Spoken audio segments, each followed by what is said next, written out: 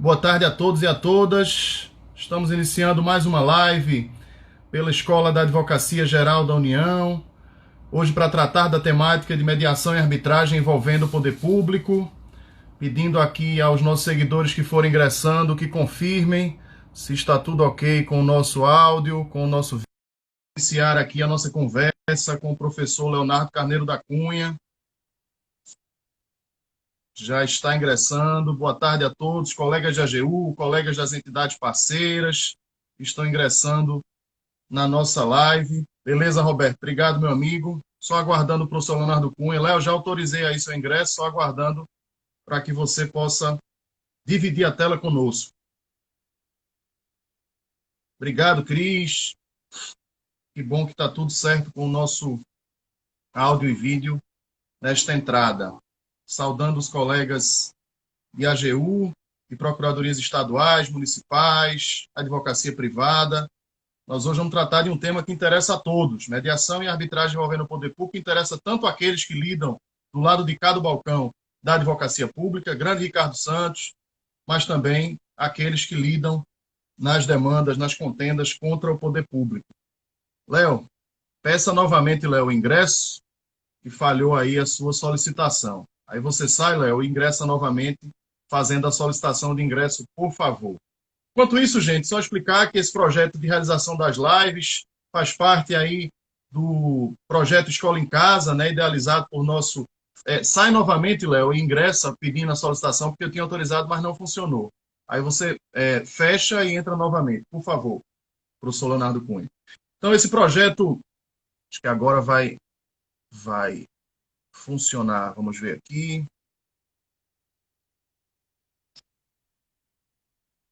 Projeto Escola em Casa, da Escola da AGU, idealizado por nosso diretor nacional, Danilo Santana, por nossa vice-diretora nacional, Andréa Cajueiro, com a colaboração de todos os diretores regionais da Escola da AGU. Aqui eu cito nominalmente Rodrigo Ribeiro, Cristiano Iacura, Rita Nolasco e Eugênio Batesini, né, que comigo tem dividido aí, junto com a direção central, a organização desses eventos que fazem parte desse projeto Escola em Casa e que envolvem a realização de lives pelo perfil do Instagram, a realização de eventos no YouTube, no nosso canal do YouTube da Escola da AGU e também a criação, né, das salas virtuais. Nós já temos várias salas virtuais em funcionamento na plataforma Moodle, no ensino à distância da Escola da AGU. Já estamos dividindo tela com o nosso convidado da live desta tarde, professor Leonardo José Ribeiro. Deixa eu vou ler seu nome todo. Leonardo José Ribeiro Coutinho Berato Carneiro da Cunha. É o nosso Isso Léo Cunha, aí, mas tem isso aí. o nome gigantesco para um processualista ainda mais gigante. Léo Cunha, eu preciso dizer aqui, viu, Léo, além da minha admiração que eu tenho pessoalmente por você, porque Léo capitaneia, lidera desde há muito os processualistas aqui pernambucanos e junto com o professor Fred Dias Júnior e com outros aqui da região Nordeste, como da região Norte, ele é responsável por comandar uma legião, uma verdadeira legião de processualistas, né? E incentivar a produção acadêmica, a atuação profissional desses processualistas. Mas, Léo, enquanto eu divulgava a nossa live de hoje, em que nós vamos tratar sobre mediação, vou até fixar o tema aqui, em que nós vamos tratar sobre mediação e arbitragem envolvendo o poder público, não foram poucos os que fizeram o seguinte comentário. Léo é um dos responsáveis diretos pelo meu ingresso na AGU, ou pelo meu ingresso na PGE, pelo meu ingresso na PGM, porque efetivamente você,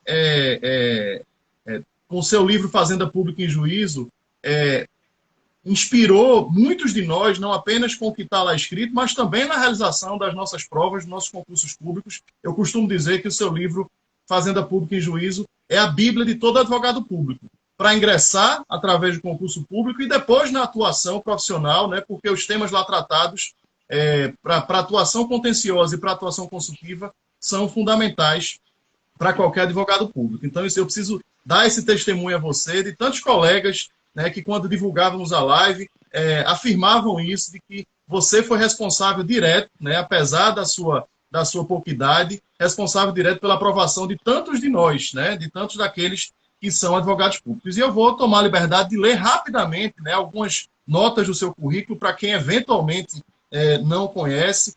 Léo Cunha possui graduação em Direito pelo FPE em 96, mestrado em Direito pela mesma universidade em 2000 e o doutorado foi pela Pontifícia Universidade Católica de São Paulo, a PUC, em 2006, com pós-doutorado pela Universidade de Lisboa em 2010. Léo é membro do IBDP, do Instituto Brasileiro de Direito Processual, do Instituto Ibero-Americano de Direito Processual, é membro fundador e já foi presidente da Associação Norte-Nordeste de Professores de Processo, a ANEP, é professor associado nível 1 da Universidade Federal de Pernambuco, na graduação, no mestrado e no doutorado, é procurador do Estado de Pernambuco, né, e é advogado e consultor jurídico.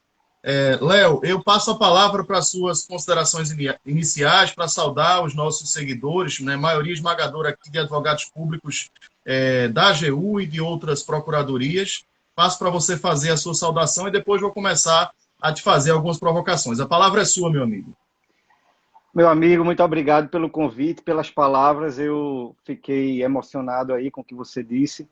Acho que a maioria, na verdade, foi aprovada por mérito próprio, né? Eu apenas tentei aí, isso já faz 17 anos, né? A primeira edição do livro.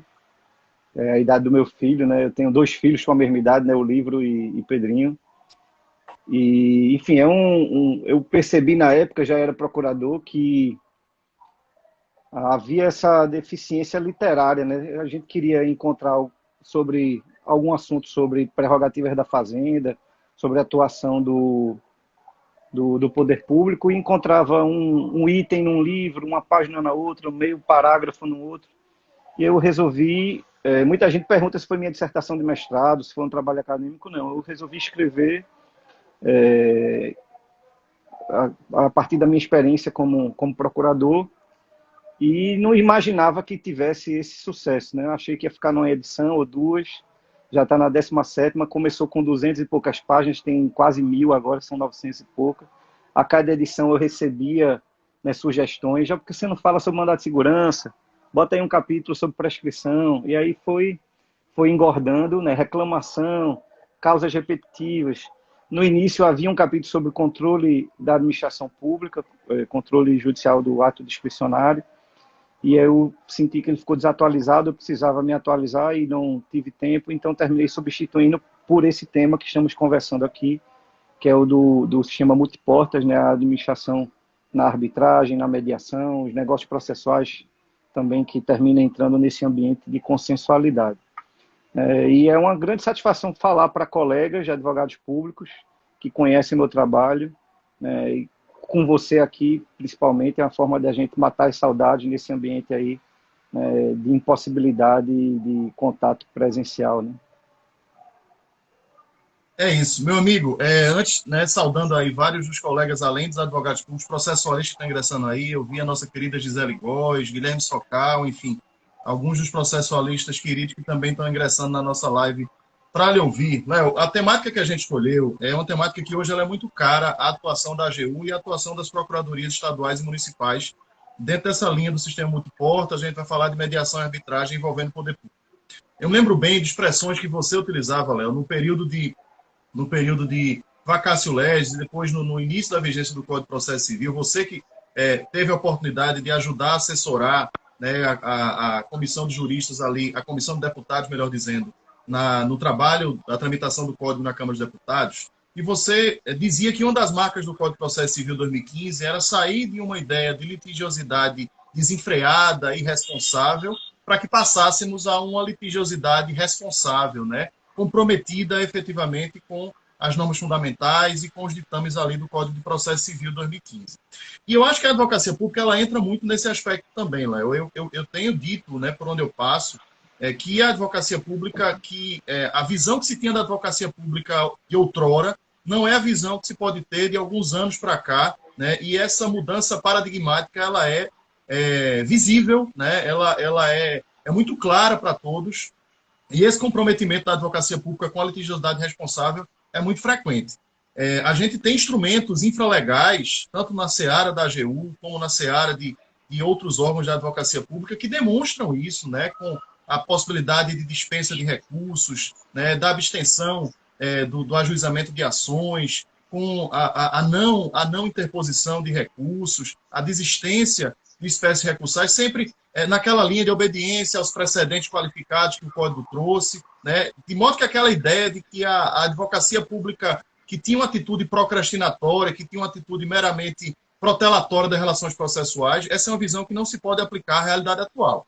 E além dos instrumentos infralegais, que assegura negócio jurídico processual, que a gente já tratou aqui recentemente com o professor Fred Didier, mas além desses instrumentos, a advocacia pública também tem participado de instrumentos como a arbitragem, como a mediação. A gente tem instrumentos legais, acho que você vai falar da Lei 13.140, da Lei 13.129, enfim. Há instrumentos que hoje autorizam a advocacia pública a participar disso. Então, eu queria que você começasse falando para a gente desse sistema multiportas, né, de solução de disputas que o legislador 2015 nos trouxe, né, e a relação dele com o Estado Democrático de Direito, para que a gente possa fazer a correlação com a atuação do poder público, Léo.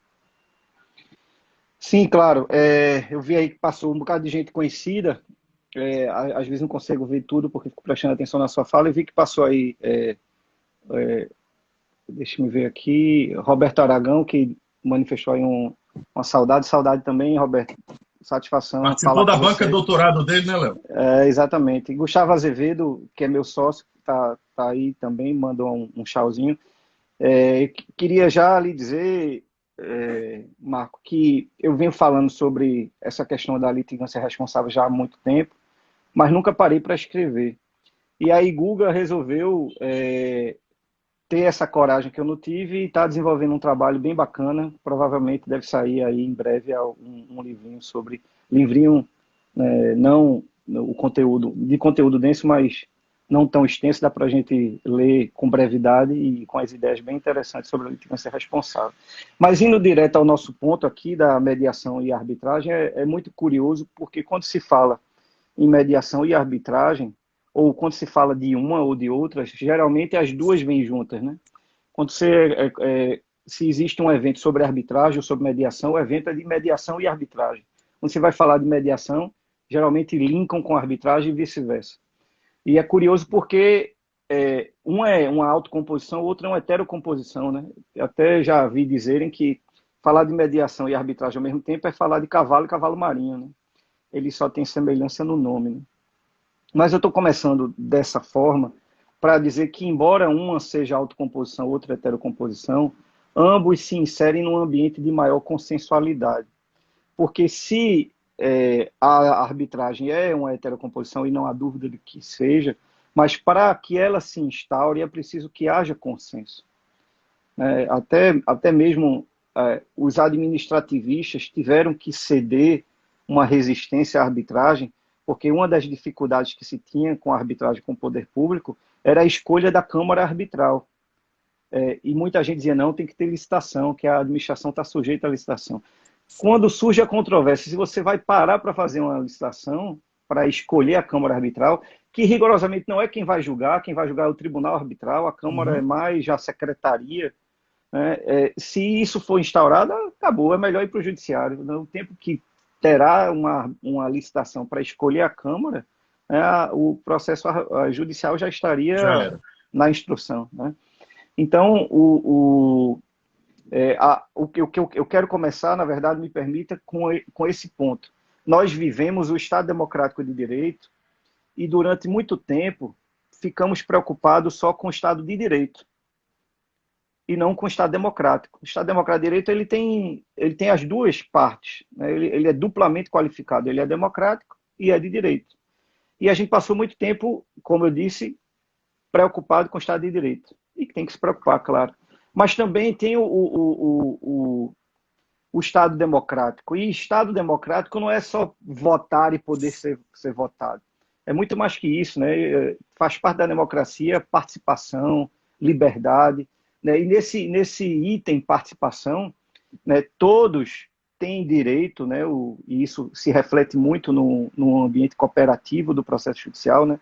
O processo cooperativo é um processo democrático, porque quem está sujeito a uma decisão, quem tem o risco de sofrer efeitos de uma decisão a ser tomada, tem o direito de poder contribuir com a construção dessa decisão, de poder construir com a convicção de quem vai tomar a decisão, né? E então o Estado democrático ele gera a necessidade de diálogo, de participação, de debate, de consenso.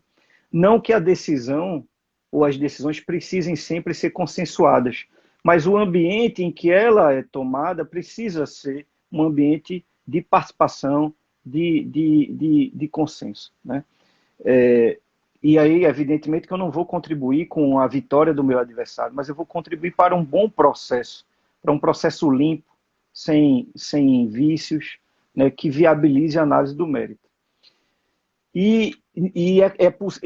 No ambiente público em geral, já se diz hoje em dia, né, que quando a Constituição passou a ter lá em 1998 o princípio da eficiência, nós passamos a viver o Estado gerencial, que era o Estado preocupado com a boa prestação de serviço público, com resultados ótimos, mas hoje, com a intensificação da ideia democrática, nós já vivemos o Estado dialógico, né? As decisões precisam ser tomadas a partir de consensos, é preciso ter diálogo, e a gente vive uma realidade, não quero politizar a nossa live, nem criar aqui uma discussão partidária, não é isso, ao contrário, você me conhece, eu não gosto desse tipo de debate, mas a gente vive, não só no Brasil, mas em outros lugares do mundo, né, a condução da administração sem a preocupação com esse diálogo, que termina dificultando o exercício do poder, né?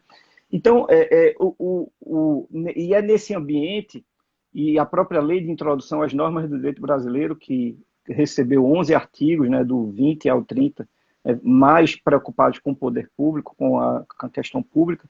Veja que o artigo 26 cria, na verdade, uma espécie de cláusula geral de consensualidade. A administração, quando vai tomar uma decisão, até mesmo revogar uma licença concedida, tem que ouvir os interessados, eventualmente instaurar uma audiência pública, né? Todos aqueles que eventualmente sofram reflexo com a decisão precisam ser ouvidos, consultados. Então, isso é muito importante. E isso termina trazendo também para a solução de disputas a necessidade de um maior diálogo.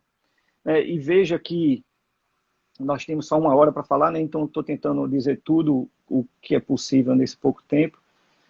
Veja que, tradicionalmente, ao longo da história da humanidade, houve 3 formas diferentes de solucionar disputas. Conciliando interesses, demonstrando quem tem razão, ou demonstrando quem tem mais poder.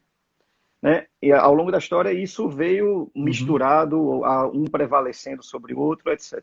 Não é linear como eu estou descrevendo. E conciliar interesses passa por autocomposições, né? Mediação, conciliação, negociação. Demonstrar quem tem direito são os mecanismos de heterocomposição, arbitragem, judiciário estatal.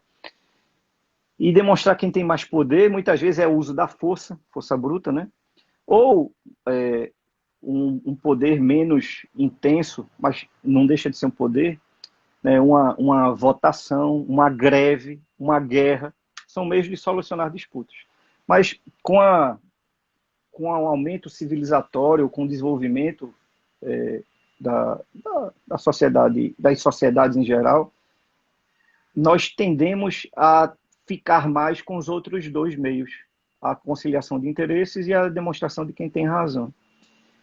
E a administração não podia ficar fora disso, porque isso é um ponto, é uma premissa da nossa conversa, mas há um outro ponto, que é o desenvolvimento do sistema multiportas de solução de disputas. Se houve, ao longo da história, essas formas de solucionar disputas, muitas vezes elas não eram adequadas. Uma guerra não era adequada porque um Estado, uma superpotência, né, destruía a outra em poucos dias, ou às vezes no mesmo dia, né, um grande exército contra quem não tem exército nenhum, ou simplesmente uma greve, né, de uma categoria muito poderosa contra uma empresa pequena, e isso terminava sendo meios de desequilíbrio ou inadequados. Você tentar negociar numa situação, eu estou convencido que as nossas regras, tenho cada vez mais pensado nisso, as nossas regras de mediação que estão no código são inadequadas para os casos repetitivos. Você não vai chegar para uma companhia telefônica ou para a própria administração, veja, aqui, né, a conversa de um mediador, porque o litígio é em massa, o raciocínio é em massa, é um litigante habitual, Tem que Não ser dá para outro fazer no meio. caso a caso. Não dá para fazer no caso a caso. Até no caso da administração tem pessoalidade, tem uma série de outros pontos que também dificultam o caso a caso. A própria estratégia da litigância massificada, né?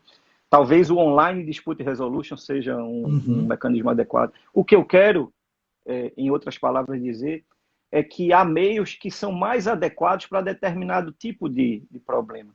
Então, querer a arbitragem com o poder público ou a mediação não é simplesmente dizer, vamos esvaziar o judiciário, é bom porque vai diminuir. Isso é um engano. A arbitragem não vai diminuir o número de litígios judiciais. Por quê? Porque a lógica é da adequação, é do sistema multiportas. Há casos que são melhor resolvidos pela arbitragem. Léo, eu acho que travou a sua aí, Léo. Não, voltou. Acho que voltou. Vamos lá. Voltou. Voltou, Léo. Eu estava dizendo que há casos que são melhor resolvidos com a arbitragem, há casos que são melhor resolvidos com a mediação, há casos que são melhor resolvidos com a disputa judicial. Há casos que são bem resolvidos com a mediação, mas se não der certo, vamos então para a arbitragem ou para a disputa judicial, são as chamadas cláusulas escalonadas, né? Os meios integrados ou escalonados de solução de disputas.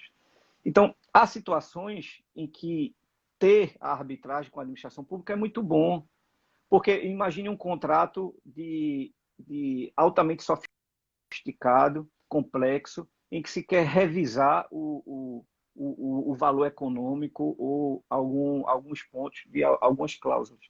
Por mais que você tenha várias especializadas, como é o caso da Justiça Federal, como é o caso das varas de Fazenda Pública, que conhecem o direito administrativo, conhecem o direito público, conhecem a realidade da administração, mas Mas a aquele gama de contrato que é matérias que eles lidam pois é. e aquele contrato que é sofisticado, de altíssimo valor, que vai gerar um impacto naquela rodovia, naquele presídio, Isso. enfim, no metrô, exige uma dedicação ou uma expertise que o juiz, por mais especializado que seja, ele é um generalista naquela especialidade, mas aquele alto padrão, excesso de expertise, falta a ele. Então, a Exato. A arbitragem gente é estava importante falando, por viu, isso. Léo?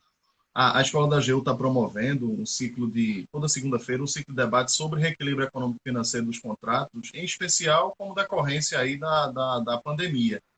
E uma das coisas que a gente estava discutindo ontem, eu tive a oportunidade de mediar um debate desse ontem, era reequilíbrio econômico e financeiro dos contratos em se tratando da concessão de ferrovias. É exatamente o que você está colocando aqui. Exigir de um magistrado que ele tenha o domínio de uma temática tão específica como, né, concessão de ferrovia ou concessão de rodovia, parece-nos, como você acaba de colocar, que utilizar um instrumento como a arbitragem pode ser mais eficaz, pode ser mais preciso no que diz respeito ao conhecimento técnico, à experiência naquela matéria, do que exigir isso para o magistrado, que por mais preparado que ele seja, inclusive aqui temos desembargador aqui passando para dar um abraço, desembargador Silvio Neves Batista Filho, aqui do TJPE, exigir demais do magistrado que lida com uma gama de matérias envolvendo o poder público, envolvendo a fazenda pública. Então, até para corroborar, eu perguntava isso ontem aos palestrantes, e todos foram uníssonos em afirmar de que a arbitragem seria, nesses casos, um meio bem mais eficaz, bem mais útil do que passar pela contenda judicial. E Marco, me permita o aparte, né? Como dizem os parlamentares.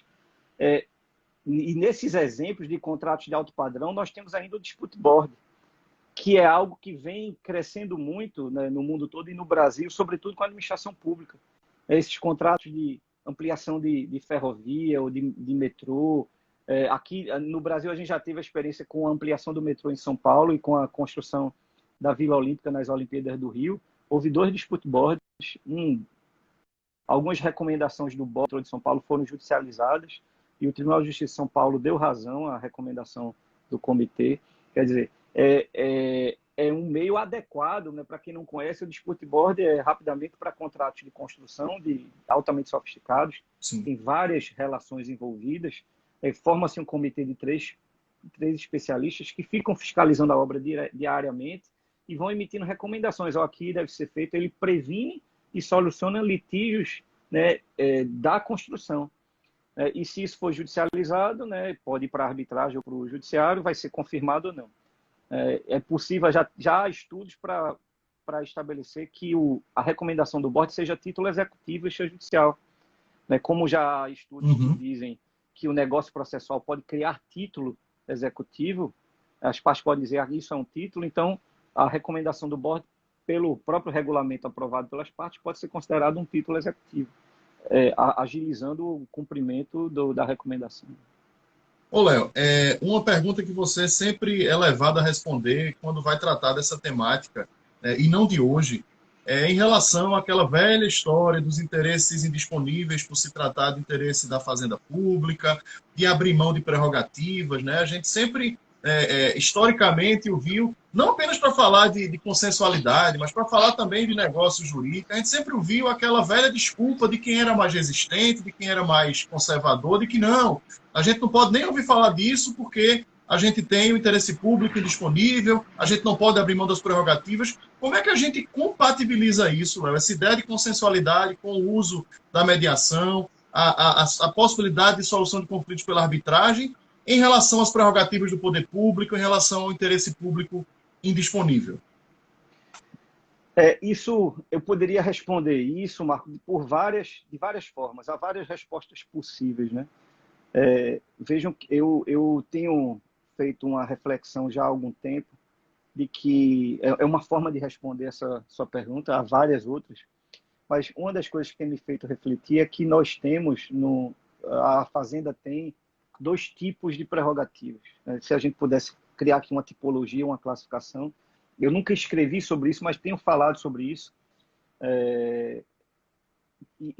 mas estou amadurecendo para consolidar ainda mais a ideia para escrever.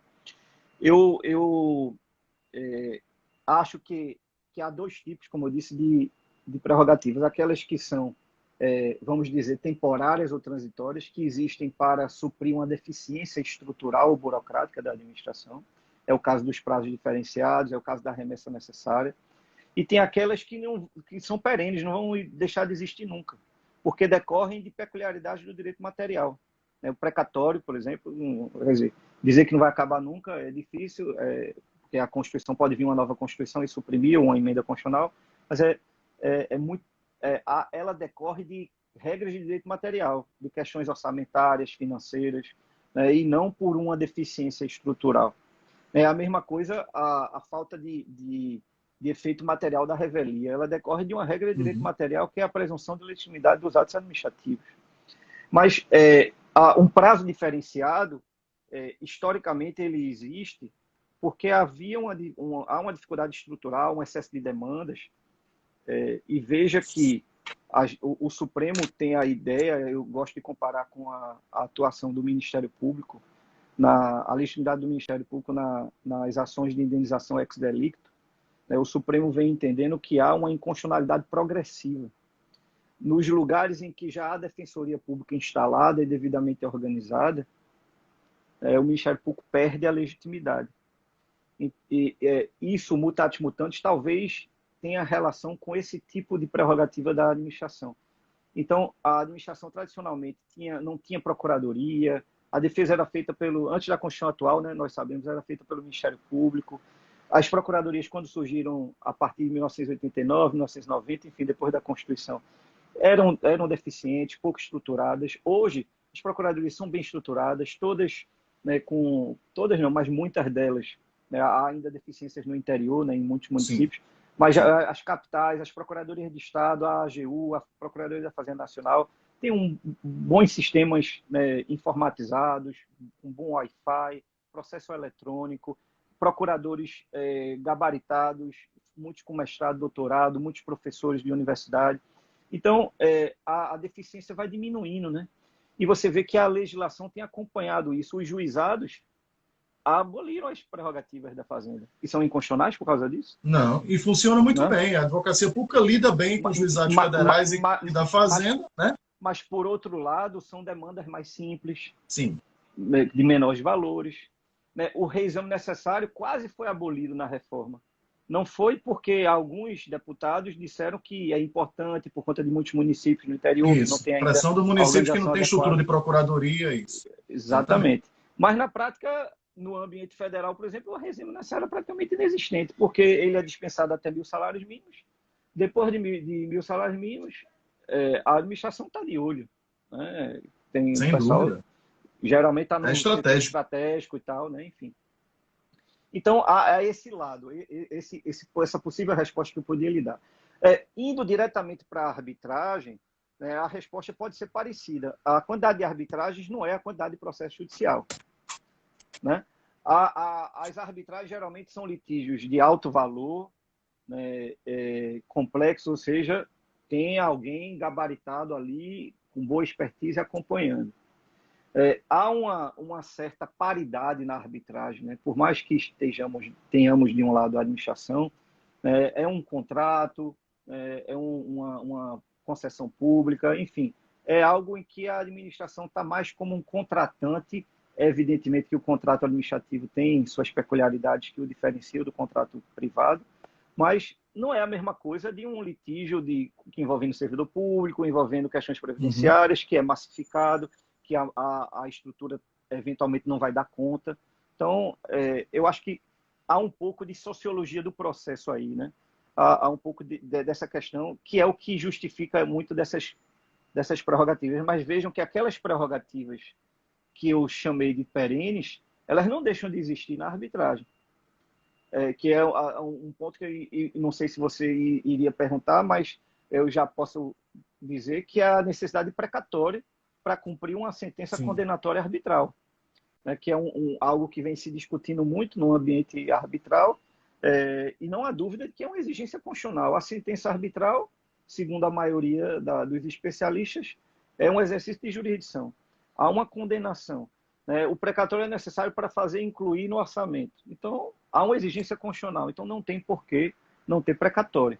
A não ser alguns casos que se vem discutindo em que o valor já esteja disponibilizado num fundo de reserva ou financiado por um banco mundial, um banco estrangeiro, está ali à disposição, ou já tem um empenho feito e não é necessário uma previsão orçamentária, uma inclusão no orçamento para aquele pagamento, aí tudo bem, né? Já está ali, já precavendo isso, né? Houve um seguro garantia que cubra, enfim, há contratos que planejam isso, Ô, que Léo, engendram essa situação.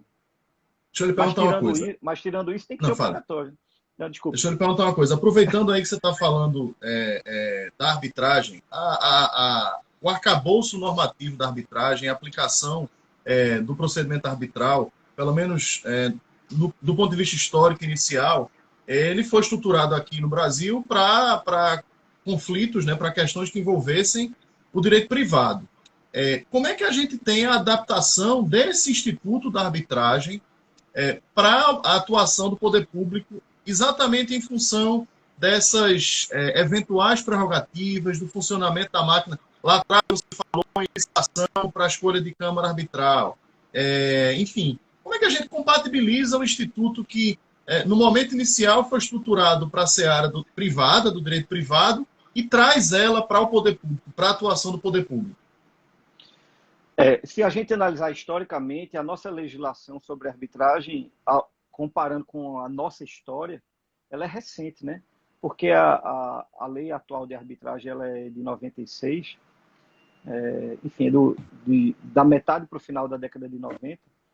E antes disso, a arbitragem era um desastre no Brasil. Na época do Império, ela chegou a ser compulsória em algumas situações mercantis, e chegou a funcionar bem, segundo os relatos históricos, mas desde o início da República até meados ou finais da década de 90, a arbitragem era, me permite a expressão, era um lixo no Brasil, porque era necessário que o judiciário homologasse, a sentença do árbitro era um laudo, não era sentença, não tinha Uhum. força jurisdicional, e quando se instaurava um processo judicial para a homologação da sentença arbitral, ou do laudo arbitral, como se dizia, toda a discussão era reaberta.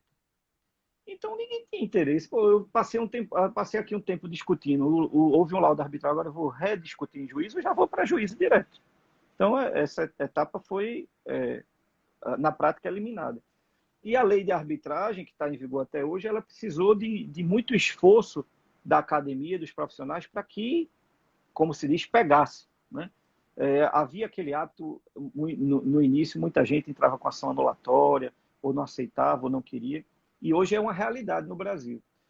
Mas sempre houve essa dificuldade ou essa resistência com o poder público. Se bem que há um precedente do Supremo paradigmático, antigo, né, acho que da década de 50, 60, de uma sentença estrangeira que envolvia acho que era uma sociedade de economia mista de São Paulo, em que a homologação da sentença passou por essa discussão, se era possível a sentença arbitral estrangeira, e o Supremo homologou dizendo que é possível a arbitragem com o poder público. Né? Então foi um precedente que terminou estimulando muitos estudos sobre isso, embora antigo, sempre é referido. E aí, embora houvesse na doutrina uma opinião de que era possível, na verdade há três correntes, né?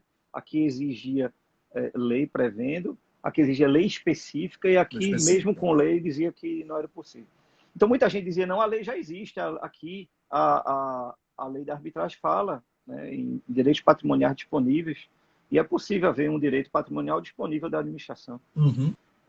Mas tudo ficou, de fato, melhor sedimentado com a reforma, acho que foi em 2014, em que se previu, né, foram acrescentados dispositivos à lei de arbitragem, prevendo expressamente a arbitragem com o poder público. Mas se entendeu necessário algumas adaptações. Primeiro delas é que a arbitragem, como a gente sabe, ela pode ser de dois tipos.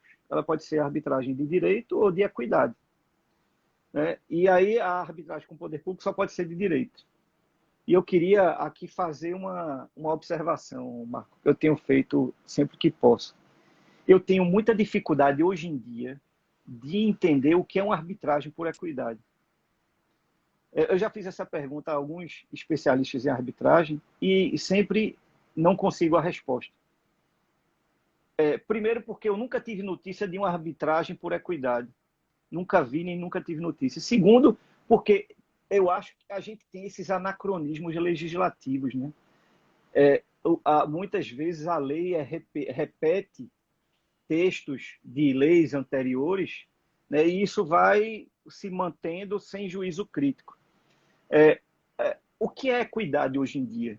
Porque essa equidade, que sempre foi mencionada antigamente, era um meio de comatação de lacuna, né? Na ausência de lei, tem aí a analogia, os princípios, a equidade é da época que, em princípio, não era norma. Né? Hoje, quando você vai para os autores de teoria geral do direito, o próprio Humberto Ávila, quando fala, né, do princípio da razoabilidade, ele diz que a razoabilidade, o princípio da razoabilidade é a equidade dos dias de hoje. Então, eu fico pensando se a equidade não é norma jurídica, porque nós temos várias regras no Código Civil que são as antigas equidades de outras épocas. Cláusula geral, o juiz concretiza, estabelece o consequente do texto normativo, ou um princípio é concretizado. Quando ele aplica a boa-fé, isso é exemplo de antigamente, de que era exemplo de equidade. Então, uma arbitragem com um poder público não vai poder aplicar a boa-fé para dizer que houve um venire contra facto próprio, ou um tucoque, ou uma supressa, ou uma surresse? Por que não? Claro que pode. Então, eu tenho muita dúvida se não existe, ou melhor, o que diabos é a arbitragem por equidade. Né? De todo modo, a arbitragem com o poder público só pode ser arbitragem de direito. Isso está na lei. A outra, é preciso que se observe a publicidade, porque uma regra tradicional da arbitragem, na verdade, termina sendo uma regra costumeira, porque isso não está na lei, mas é comum que se estabeleça confidencialidade na arbitragem. Então, o legislador já deixou claro, como um dos princípios constitucionais que rege a administração é o da publicidade, a arbitragem tem que observar a publicidade. Mas isso, na prática, tem gerado um debate, porque quem é responsável por publicizar? É a Câmara Arbitral, que não está acostumada com isso, ou é a própria administração? Né? E você sabe muito bem, no âmbito federal tem o decreto 10.000 e eu acho que é 10.025, né, de 2019, que regulamenta a arbitragem nos setores de atividade de portuária, de ferrovia, de rodovia, enfim, de algumas concessões públicas. E lá está dito, na regulamentação, pelo decreto, que a publicidade fica a cargo da Câmara Arbitral. Então, se algum interessado tem interesse em saber detalhes, tem que ir lá solicitar. O que é meio complicado, eu acho. Não só dificulta o particular ter acesso, como é ruim para a Câmara essa dinâmica que com a qual ela não está acostumada, né? Parece-me que essa devia ser esse princípio estabelece um dever para a administração, não para a Câmara Arbitral. Então, Ô, Léo, acho que a parte de aí a Procuradoria ou a próprio setor público específico é obter esses elementos, né? Mas, de todo modo, a publicidade é fundamental. O precatório, como eu já antecipei, né?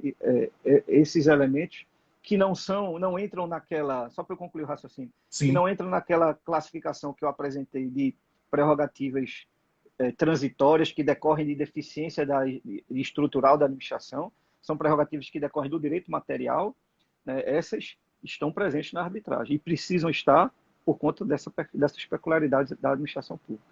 Você entende como possível, nos procedimentos arbitrais que envolvem o poder público, a figura da tutela provisória, ou entende que é absolutamente vedado? Como é que você encara a tutela provisória em relação ao procedimento arbitral que envolva o poder público? Essa é uma pergunta muito interessante, Marco, porque o árbitro ele tem esse poder de conceder medidas de urgência, né? Se a arbitragem já está instaurada, não há nenhuma dúvida. A medida é concedida pelo tribunal arbitral. Mas um dos detalhes da arbitragem é que o tribunal precisa ser formado. E às vezes demora. Eu fui advogado numa arbitragem que demorou 8 meses para formar o tribunal arbitral. Sim, sim. Porque eu impugnei 3 vezes o árbitro indicado pela outra parte, né? E isso, me permite esse parênteses, isso é um dos pontos, profissionalmente falando, pragmaticamente falando, um dos pontos mais importantes da arbitragem, é a escolha do tribunal arbitral. Porque a sentença é irrecorrível. A arbitragem se qualifica ou se caracteriza pela expertise dos árbitros. Então, se você escolhe o árbitro inadequado, você tem o risco de uma decisão ruim e irrecorrível. Então, é muito importante a escolha do árbitro, do tribunal arbitral. E isso pode levar tempo, como eu disse. E, às vezes, a urgência surge nesse momento, enquanto está sendo formado o tribunal, ou antes mesmo de ser instaurada a arbitragem. E aí, já se entendia assim, a lei de arbitragem foi alterada nessa reforma de 2014 para prever isso, é a chamada cautelar pré-arbitral. Você pede no judiciário, né, o judiciário vai distribuir normalmente, o juiz concede, depois que a arbitragem foi instaurada, né, a medida vai para o tribunal arbitral, que vai confirmar ou não a decisão dada pelo juiz. Mas já há câmaras arbitrais oferecendo o árbitro de emergência, que é interessante. Você já pode pedir a câmara arbitral, e aí escolhido, tem um rol lá, também não pode demorar muito para escolher o árbitro. Você escolhe entre aquele rol de árbitros de emergência, aquele que lhe parece mais adequado para decidir, ou isso vai para o presidente da Câmara, ou para o secretário-geral, enfim, depende do regulamento. Na convenção de arbitragem, você pode estabelecer que não quer, ou que quer o árbitro de emergência, enfim. E já vem surgindo isso. Mas a sua pergunta, ela assim, eu estou fazendo a introdução do que é em geral para chegar no poder público. Tudo isso, em princípio, se aplica ao poder público, mas a pergunta é boa porque nós temos uma legislação antiga, inclusive, e reiterada, e o Supremo já afirmou e reafirmou a constitucionalidade dessas regras, que em muitos casos é vedada a concessão de tutela provisória contra o poder público, né? E aí, na minha opinião, essas regras se aplicam também à arbitragem. Sim. O árbitro que exerce também jurisdição, ele sofre essa limitação. Ele sofre essa limitação legal, ainda mais porque a arbitragem com o poder público é arbitragem de direito. Tem que seguir as normas do ordenamento. E aí, numa eventualidade, Léo, de uma concessão dessa, como o poder público vai fazer para derrubar? Ele vai para o judiciário? Ele pode se valer da suspensão? Como é que faz? Esse é um problema, porque não cabe suspensão de segurança, contradição arbitral, né? Não cabe agravo de instrumento, né? O que você poderia pensar, e é bem sofisticado isso, eu tinha que pensar se faz sentido, eu tinha que refletir melhor, mas tendo que responder aqui agora, com o risco de estar dizendo uma impropriedade, o que você poderia pensar era numa ação anulatória, porque ele está extrapolando o poder, né, exorbitando da competência dele, né? Da competência para examinar. Ele não pode examinar aquela situação. Quer dizer, é vedada a tutela provisória naquele caso, né? Tanto que, nesses casos, o Supremo tem uma jurisprudência de muito tempo, né? E aí eu aproveito para homenagear a Isabel Cecília, que tem um livro clássico sobre suspensão de segurança. O Supremo tem um entendimento antigo, consolidado, cabe a suspensão, como a gente sabe, quando houver ofensa à ordem pública, à segurança pública, à economia pública e à saúde pública. No conceito de ordem pública, o Supremo entende que cabe a suspensão e defere muitas vezes quando vedações normativas são ofendidas. A ordem pública aí no sentido de ordem jurídico positiva também. Não é só ordem jurídico-administrativa, mas também jurídico-positiva. Quando a lei é violada escancaradamente, cabe a suspensão. Então, tomando de empréstimo essa orientação do Supremo, a gente pode entender que, de fato, há uma vedação, viola a ordem pública, né? E aí talvez volto a dizer, talvez possa ser entendido como uma forçação de barra, caber a ação anulatória nesse caso, né? Teria que entender que é uma sentença parcial. Sim. Né? Tem toda uma construção que, assim, não sei se tem sentido, teria que refletir com mais calma. Ô, Léo, nessa linha, seria um grande uma pergunta que chegou aqui, interessante. Considerando a concessão de tutela de urgência numa Câmara Arbitral e em caso de descumprimento, a medida coercitiva deve ser requerida ao Judiciário? Sim, boa pergunta. Aí, nesse caso, sim, né? Sim, e inclusive tem um instrumento para isso que está no Código de Processo Civil, é uma das novidades do Código, né? Foi importante a pergunta porque me faz dizer isso. O Código tem algumas regras sobre arbitragem. E veja, não é aplicação subsidiária nem supletiva, não é aplicação direta, o Código tratando da arbitragem. E uma delas é essa, né? A chamada carta arbitral, Isso. que é uma espécie de precatória entre juiz e árbitro, ou entre árbitro e juiz. Árbitro e juiz. Como o árbitro não tem o poder de império, que só o juiz estatal tem, ele não pode impor a decisão, ele concede. Se não houver o cumprimento espontâneo, ele vai expedir uma carta arbitral para o juiz e solicitar o apoio para ele forçar o cumprimento. Então, o cumprimento será imposto pelo juiz estatal. E aí, Marco, me permita uma outra, não sei como é que está o nosso tempo, mas um complemento. Um pouquinho mais, 11 minutos, vamos lá, que eu quero lhe provocar sobre... Um complemento que é muito importante para quem cuida de arbitragem, quem se preocupa com arbitragem. Muita gente que começa a estudar arbitragem acha que a arbitragem, para ser boa, tem que estar o judiciário totalmente ausente. Tem que ter ausência de judiciário. Isso é um engano. Na verdade, é preciso ter uma boa relação entre judiciário e tribunal arbitral. Tem que ter um bom equilíbrio aí. O judiciário não pode ser nem muito invasivo para esvaziar ou acabar com a arbitragem, nem excessivamente inerte. É preciso que o judiciário esteja presente para controlar e ajudar o tribunal arbitral. Antes, durante e depois da arbitragem. Né? Antes, a gente teve um exemplo já visto, que é o da cautelar pré-arbitral. O judiciário está ajudando.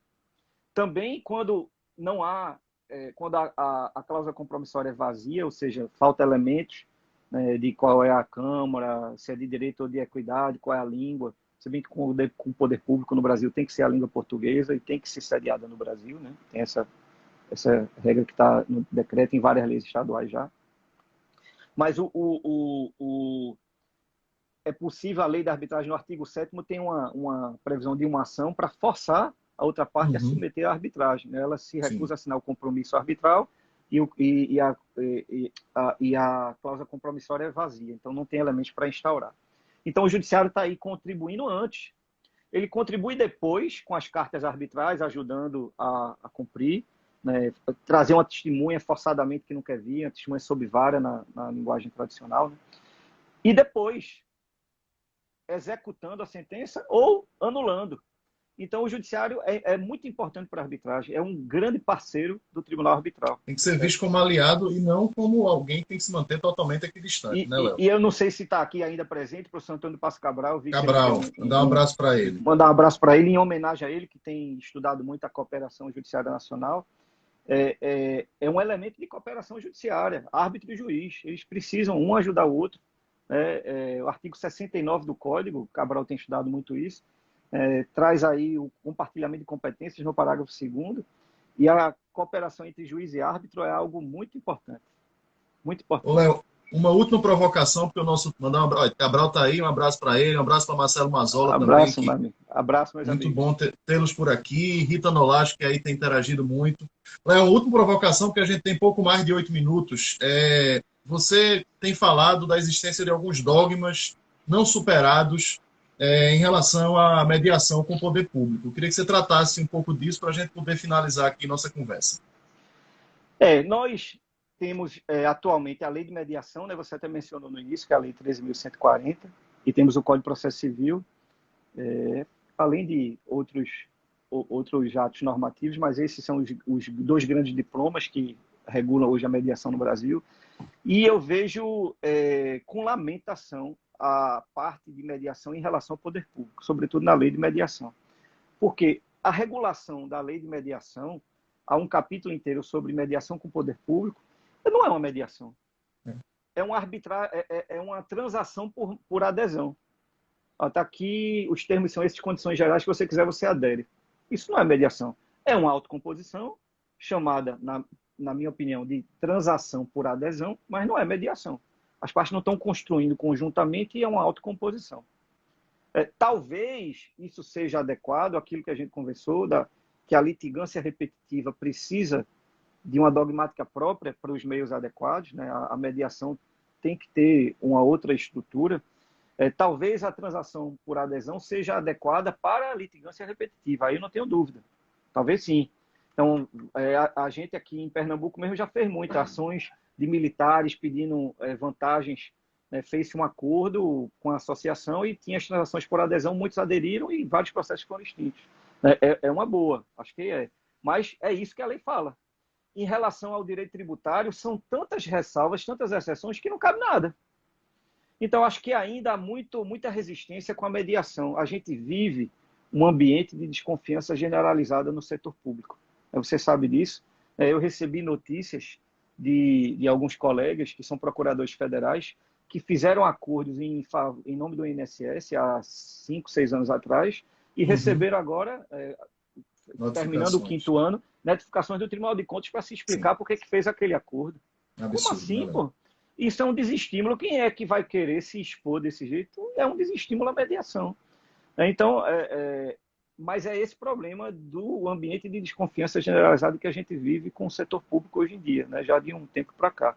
E isso depende muito da gente, de desmistificar, né, doutrinariamente, fazendo eventos, lives como você tem promovido, para mostrar que o poder público pode negociar e chegar a um bom termo. Mas a gente tem o dogma do interesse público, da indisponibilidade, que isso tudo não pode, que não tem poder para fazer.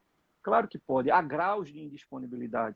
O Estado não pode abrir mão do seu território, mas pode negociar um valor de um crédito fiscal que ele não está conseguindo receber, mas se der um desconto vai receber. Né? É melhor ter 80% do que ter zero. Né? Sem dúvida, então, sem dúvida. Eu acho que há ainda um dogma muito forte, sobretudo no direito tributário. No direito tributário, o argumento da renúncia de receita é a palavra mágica aí que termina impedindo que esse assunto avance.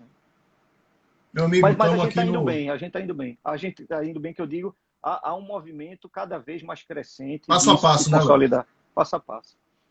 Estamos chegando aqui no finalzinho do nosso tempo. Primeiro, agradecer a você, né, pela generosidade, pela disponibilidade em aceitar aqui o convite da Escola da AGU. Não é de hoje a consideração que você tem pela nossa instituição, pela Advocacia Geral da União. Sempre que a gente organiza eventos presenciais ou virtuais, você tem topado participar, tem sido um parceiro sempre muito presente. Então, agradecer a você, agradecer a tantos colegas queridos de AGU, de procuradores estaduais e municipais que estiveram conosco aqui durante essa hora, advogados privados, professores, né, tantos aí, sintam-se abraçados. Dizer que a nossa live vai ficar salva, sim, fica disponibilizada aqui no IGTV da Escola da AGU. A gente já convida quem ainda não é seguidor a se tornar seguidor da Escola da AGU no Instagram e também no nosso canal do YouTube, né? São vários os eventos que estão lá disponibilizados. Essa live estará disponibilizada aqui e também depois será carregada para o nosso canal do YouTube. Amigo, eu vou passar a palavra aí para suas considerações finais para a gente poder concluir nossa live. Amigo, eu podia resumir minhas considerações finais com um obrigado, com muito obrigado. Muito obrigado pelo convite, pela possibilidade de eu participar aqui na Escola da AGU, ainda que virtualmente. Mais uma vez, consigo vê-lo também virtualmente, então, forma de estarmos juntos mais uma vez. se fosse num outro dia, a gente podia estar, inclusive, com uma cerveja ou um vinho aqui, brindando Pois é, né? virtualmente. As ideias Mas, fluiriam melhor, né, Léo? mas não vai faltar a oportunidade de tudo isso passar e a gente voltar a se encontrar. Muitos aqui certamente passaram, eu não vi, na exposição terminei não prestando atenção. Então, queria cumprimentar todos que nos prestigiaram aqui. É uma satisfação ter a audiência tão qualificada. Então, um abraço a todos, fiquem em casa, se cuidem, né? Vamos esperar que tudo se resolva logo. Se Deus quiser, meu amigo. Até breve. Obrigado a todos mais uma vez. Saúde para todos. Tchau, tchau.